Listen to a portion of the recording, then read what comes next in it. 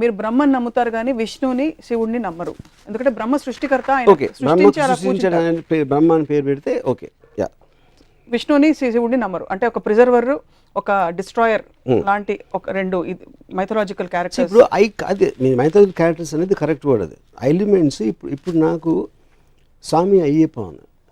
ఇప్పుడు విష్ణువు ఒక దేవత రూపంలో వెళ్ళి వాళ్ళు ఆ మర్దన చేస్తూ ఉంటే తనని చూసి మోజుపడి శివుడు had sex with that. That is Ayyappa story what I heard you know. So అంతకన్నా రిడిక్యులస్ ఎలిమెంట్ అని దాన్ని చూసి, అంటే ఇప్పుడు మీరు ఏదైనా చూడండి దేవుళ్ళ స్టోరీస్, మీరు డీప్గా వెళ్తే మీరు అసలు ఆశ్చర్యం వేసేస్తుంది. అసలు అలాంటి అంటే వాళ్ళకి తెలుసా తెలియనా అది ఇగ్నోర్ చేస్తారా. ఇప్పుడు బాలాజీ స్టోరీ ఉంది. ఓకే, బాలాజీ వచ్చే ముందు ఇంకొక చిన్న ఎగ్జాంపుల్ చెప్తాను. నేను ఒక ట్విట్టర్లో ఒక ట్వీట్ పెట్టాను గణపతి టైంలో. పురాణాల గురించి మనం ఎలాగో మళ్ళీ మాట్లాడతాం. ఐ థింక్ ఇట్స్ ఇన్ దేవుడు కాన్సెప్ట్ వాట్ ఐఎమ్ టాకింగ్. అంటే నేను అనేది దేవుడు అంటే ఏంటి, మనం భగవంతుడిలా కొలిచి పూజలు చేసి తన మొలాన మనకు వచ్చేస్తున్నాయి అనే దాంట్లో వాళ్ళందరి డెఫినేషన్ ఉంటుంది. అవును, బ్రహ్మ అనేది ఒక కాన్సెప్ట్. కానీ బల్క్ ఆఫ్ ద పీపుల్ దేవుడిని పూజించేది వినాయకుడిని పూజిస్తారు, బాలాజీని పూజిస్తారు, అయ్యప్పని పూజిస్తారు. So I think they are in the same category. Varma గారి అభిప్రాయం దేవుడి గురించి అంటే ఆయన ప్రపంచాన్ని సృష్టించి వదిలేశారు, ఆయన పని అయిపోయినా ఆయన మూలను కూర్చున్నారు, అంతేనా? మనం అంటే ఇప్పుడు చీమలు ఉన్నాయి, దోమలు కూడా ఉన్నాయి, గొంగుళిపూర్లు ఉన్నాయి, బొద్దింకలు ఉన్నాయి. బొద్దింకలు ఎందుకు క్రియేట్ చేశారు? మనకి జలుబిచ్చే వైరస్ని ఎందుకు క్రియేట్ చేశాడు? మనుషుని క్రియేట్ చేసాడు. ఓకే, మనకు బాగానే ఉంటుంది కాబట్టి మనకు బాగానే ఉంది. బట్ అన్నిటినీ కూడా ఆ సృష్టి క్రియేట్ చేసింది. మీరు సినిమా కానీ మనిషిగా నాకు బొద్దింకలు దోమలు ఉండటం నాకు ఇష్టం లేదు. కానీ సృష్టి క్రియేట్, ఎందుకంటే నాతో సంబంధం లేకుండా తన ఇష్టం వచ్చినట్టు రకరకాల జీవరాశిని సృష్టించి పడేసాడు దేవుడు. ఓకే, సో అప్పుడు ఆ దేవుడికి నన్ను ఒక్కడనే బాగా చూసుకో, మిగతా అందరినీ పక్కన పెట్టేసి మిగతా జీవరాశులు అందరూ నాకు ఎందుకు అని కొబ్బరిగా కొట్టేస్తే నా పని చూసుకో అనే మనస్తత్వాన్ని దాని గురించి మాట్లాడుతున్నాను. సో ఇది భక్తులతో మీకు ప్రాబ్లం, దేవుడితో కాదైతే మీకు 100% మీకు భక్తులతో ప్రాబ్లం. రెండోది, మీరు జీవరాశులు ఎందుకు జలుబిచ్చే వైరస్ని క్రియేట్ చేస్తారంటే మీరు సినిమా తీస్తారు, కేవలం ఒక పోలీస్ని పెడితే సైకో మీరు సినిమా తీయచ్చు, మీరు సీరియల్ కిల్లర్ మీరు సినిమా తీయచ్చు. పోలీసులకు పని ఇవ్వాలంటే సీరియల్ కిల్లర్స్ ఉండాలి. కరెక్ట్. అలా మీకు పని పెట్టాలంటే, మనకు పని పెట్టాలంటే దేవుడు అన్ని రకాల జీవరాశుల్ని పెట్టి ఒక it's a play of various characters. You are speaking for him. What his intention is I don't know. You are putting words into God's mouth. Yeah. So, but it again still my answer stands for it. Whatever his intention is, he created. ఏది స్పెషల్గా చూడాల్సింది దాని అవసరం దానికి లేదు, at least ఆ ఉద్దేశం లేదని చాలా క్లియర్గా తెలిసిపోతుంది. లేదంటారా? 100%. ఎందుకంటే ఇప్పుడు ఒక సునామీ వస్తుందండి, అది ఏమి విచక్షణ లేకుండా మొత్తం అన్ని రిలీజియన్ ఆడవాళ్ళని పిల్లల్ని అందరినీ చంపకుండా పోయింది. 2006లో 2.5 lakh పీపుల్ చచ్చిపోయారు. ఆ 2.5 lakh పీపుల్ ఒక కామన్ ఎలిమెంట్ ఆఫ్ ఉంటుంది అనేది నేను నమ్మను. దాని తర్వాత may their souls rest at peace అంటారు ఎవరు మనోళ్ళు. ఏది చేసింది యాక్ట్ ఆఫ్ గాడ్ అని లీగల్ డెఫినేషన్ ఉంది. Any kind of a natural calamity is called act of God. That is actual definition legally speaking. Okay, దేవుడు సృష్టించిన దాని మూలన జరిగింది. అది జరిగినప్పుడు మీరు ఒక మీ మేనేజర్ తప్పు చేస్తాడు, లేకపోతే మీ గవర్నమెంట్ తప్పు చేస్తుంది, లేకపోతే మీ ఇంట్లో ఎవరో తప్పు చేస్తే మీరు ఇమ్మీడియట్గా కోపం వస్తుంది. దానివల్ల ఒక హామ్ క్రియేట్ అయినప్పుడు అంత పెద్ద హామ్ క్రియేట్ చేసిన దేవుడిని మాత్రం మీరు బ్లేమ్ చేయరు. ఎందుకు? భయం. ఎందుకంటే మీకు ఆఫీస్లో మేనేజర్ మారితే ఇంకోటి వస్తాడు, గవర్నమెంట్ మారితే ఇంకో గవర్నమెంట్ రావచ్చు, కానీ దేవుడు మారితే ఇంకెవడో రాలేడు. కాబట్టి ఆ ఒక్క హోప్ ఉండాలి. కాబట్టి భయంతో దేవుడిని మాత్రం ఎప్పుడు బ్లేమ్ చేయరు. సో మళ్ళీ నేను చెప్పేది ఏంటంటే దేవుడు అనేది క్రియేటర్. మీరు బ్రహ్మ అనండి, దేవుడు అనండి, ఏదన్నానండి, that is not to be debatable. Because ఏదో ఒకటి క్రియేట్ చేసి ఉండాలి. వాట్ ఎవర్ దానికి షేప్ ఉందా, ఫామ్ ఉందా, whatever the scientific origin అనేది all of them are coming under one definition. నమ్మే వాళ్ళ గురించి మాట్లాడుతాను.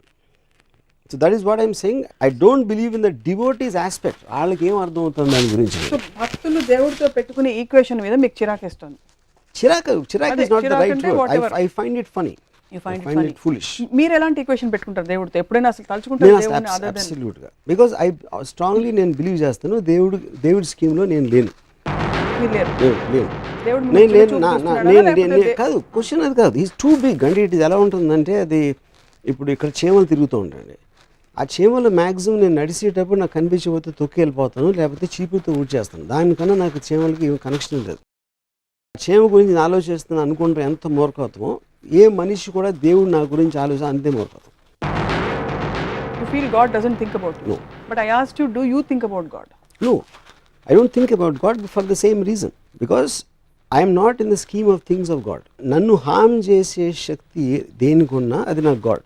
నాకు ఫర్ ఎగ్జాంపుల్ నేను ఒక ఆఫీస్లో పనిచేస్తాను, నా మేనేజర్ నా జీతం పెంచేంత ఇది ఉంటే నా మేనేజర్ నాకు దేవుడు. రేపు పొద్దున్న ఎవరో నన్ను హామ్ చేస్తే whoever is more powerful than me, they are gods. In that particular situation, in that particular situation, context లో. మరి పర్లేదు, దేవుడు మీకు చాలా యాక్చువల్లీ గొప్ప ఫిలాసఫీ. ఎందుకంటే దేవుడు మనిషి రూపంలో వచ్చి అనేక విధాలు హెల్ప్ చేస్తాడని కూడా అంటారు. సో రేపు గబుక్కుమని మీరు ఎక్కడైనా వరదల్లో చిక్కుకుపోతే మీకు ఎవరైనా బోట్ పంపిస్తే బోట్ నడిపేవాడు దేవుడు మీకు. మరి అలా చేసినోడు చాలా మంది ముంచి చంపేస్తాడు, దాని సంగతి ఏంటి? అది వాళ్ళు చూసుకుంటారు కదా. చూసుకుంటూ క్వశ్చన్ కాదు. ఇప్పుడు ఆ బిలీఫ్ తోటే మమ్మల్ని చేస్తాడన్న బిలీఫ్ తోటే అందరూ చేస్తారు. నేను అలాంటి దాంట్లో నేను టైం వేస్ట్ చేయను. నా కెపాసిటీలో నేను చేయగలిగితే చేస్తాను, కానీ ఎవడో వచ్చి ఏదో చేస్తాడు అనేది నేను నమ్మను. అది నేను చెప్పేది. చాలామంది చాలా బలమైన వారి అనుభవాలని పబ్లిక్గా చాలాసార్లు చెప్పారు, పుస్తకాలు రాశారు. దట్ నాకు దేవుడు కనిపించాడు, నేను ఇలా కోరుకుంటే ఇలా అయింది నాకు, లేకపోతే నేను ఇలాగా 7 వారాలు ఉపవాసం ఉన్న తర్వాత దేవుడు నాకు ఇలా మార్పు వచ్చింది. వాటన్నిటిని ఎలా ఎక్స్ప్లెయిన్? ఇప్పుడు మా కజిన్ ఒకడు నాకు చెప్పాడు, నేను రామ అంతకుముందు నేను నమ్మేవాడిని కాదు, ఒకరోజు నేను సముద్రంలో ఈత కొడతా ఉంటే ఆల్మోస్ట్ చచ్చిపోయాడిని, లోపల కరెంట్ లాక్కి వెళ్ళిపోతుంది, మళ్ళీ సడన్గా ఏదో మిరేకిల్ జరిగి నేను బయటకు వచ్చేసాను, అప్పటి నుంచి భక్తుని అయిపోయాను అన్నాడు. అప్పుడు నేను ఆడితే ఏమన్నానంటే, అప్పుడు వాళ్ళ నోటి దగ్గర కూడి చెడగొట్టినందుకు చేపలని నాస్తికులు అయిపోవచ్చా అన్న. ఎందుకంటే నువ్వు చచ్చిపోయింటే ఆ చేపలు నేను తినేసి, చేపలు కూడా జీవులే, అవి కూడా భగవంతుడే సృష్టించాడు. అలాంటప్పుడు నువ్వు నోటి దగ్గర కూడి తీసేసినట్టే కదా దేవుడు నేను బతికేచ్చి. సో నీకు పార్షియాలిటీ చూపించి వాళ్ళకి అన్యాయం చేసినందుకు ఆ చేపలని నాస్తికులు అయితే కరెక్టా అన్న. సో పాయింట్ అనేది, ఏది జరిగినా someone will benefit, someone won't benefit. మీరు తిరుపతికి వెళ్ళి నాకు ₹1,00,000 డబ్బులు కావాలి మీరు చేసేని కొబ్బరికాయ కొడితే ఆ ₹1,00,000 ఎవరు జేబు నుంచి వస్తాయి, పుట్టిరావు, అది మళ్ళీ క్రియేట్ చేయరు ఎవరు. సో ఒకటి లాభం ఇంకోటి నష్టం అవుతుంది, ఇంకోటి లాభం ఇంకోటి నష్టం అవుతుంది. So that is the order of nature and balance. బాగుంది, అంతవరకు ఓకే, కన్విన్స్డ్. ఎవరికి లాభం ఎవరికి నష్టం అనే అంశాన్ని వాట్ గవర్న్స్ ఇట్ మీ దృష్టిలో? ఆర్డర్ అనే నష్టం అనేది మనం సెల్ఫ్ క్రియేటెడ్ దాంట్లో చేసాం. మనుషులు ఒక పర్టికులర్ టైంలో యానిమల్స్, దాని నుంచి ఒక ఫేజ్లో ఒక సోషల్ ఆంప్లెక్స్, చేమల నుంచి మనం complex and more advance form అవ్వచ్చు. ఒక సోషల్ ఆస్పెక్ట్లో రూల్స్ రెగ్యులేషన్స్ పెట్టుకుని సోషల్ వాల్యూస్, రిలీజన్ ఇలాంటి ఆస్పెక్ట్స్ తోటి మనం నిర్ణయిస్తాం మంచి చెడు, కష్టం నష్టం అనే అదే complexity of society. That is not directly related to god. ఎందుకంటే జంతు జాతిలో బలంతో చంపుతాయి, దానికన్నా కాంప్లెక్స్ ఉండదు. కానీ ఇక్కడ మనకి వేరియస్ లాస్, కానీ లాస్ అంటే లీగల్ అంటలేదు, మనకు స్టిపులేషన్స్ ఉంటాయి, మనకు ఉన్న సోషల్ ప్రోగ్రామింగ్ ఉంటుంది, వాటన్నిటి మూలాల నుంచి మన ఆ ఆస్పెక్ట్ వస్తుంది. కానీ that is not directly related. ఆ సొసైటీ మనం ఫామ్ చేసాం కాబట్టి ఇప్పుడు ఇంత అడ్వాన్స్ అయ్యాం. But I don't think that is related to God. It's not related to God. అంటే నేను మళ్ళీ అంటే అదే, ఇప్పుడు యానిమల్స్లో ప్యాక్ యానిమల్స్ ఉంటాయి. ఒక యానిమల్ ఏమో దాని చదివి నడుస్తుంది, లోన్ యానిమల్స్. చీమలకు ఒక సొసైటీ ఉంటుంది, అలాగే తేనెటీగలకు ఉండొచ్చు, అలాగే మనుషులకు ఉండొచ్చు. రిలేటివ్గా మనుషులు చాలా అడ్వాన్స్ ఫామ్. కానీ అలాంటి ఎగ్జాంపుల్స్ అనేవి చాలా ఉన్నాయి, సోషల్ ఫార్మేషన్స్ ఆఫ్ క్రీచర్స్. ఆ ఆస్పెక్ట్లు చెప్తున్నాను.